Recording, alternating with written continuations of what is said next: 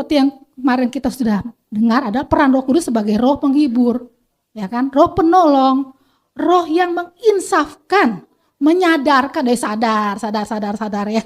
Udah salah nih. Itu ada hati nurani yang berbicara di hati kita. Sorry, masih bisa lihat. Kalau pakai komputer ya harus. Jadi kita sadar. Saya telah berbuat salah tadi. Aduh, sadar. Itu hati nurani berbicara. Kalau hati nurani berbicara, jangan abaikan. Karena kalau kita abaikan itu, kita akan nanti tumpul, ya. Dan kita akan cepat. Roh Kudus juga mempunyai sifat. Sifatnya apa? Berintelektual, bisa mengajar, punya pikiran, punya perasaan, bisa sedih.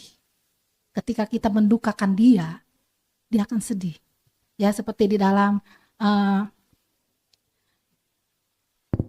dia ada sifat melankolis. Coba kita buka dulu sebentar, Efesus 4 ayat 30. Masa sih Roh Kudus Tuhan punya sifat melankolis? Efesus 4 ayat 30. Bisa Erik buka?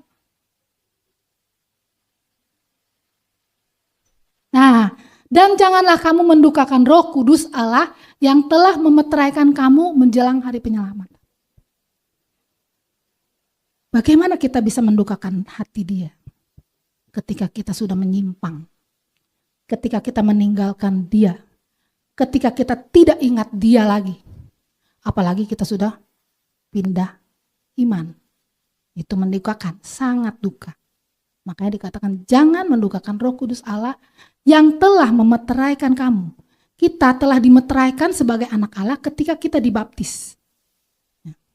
Misalnya, Doni dibaptis dia kan. Namanya Doni Tuhan Yesus Kristus.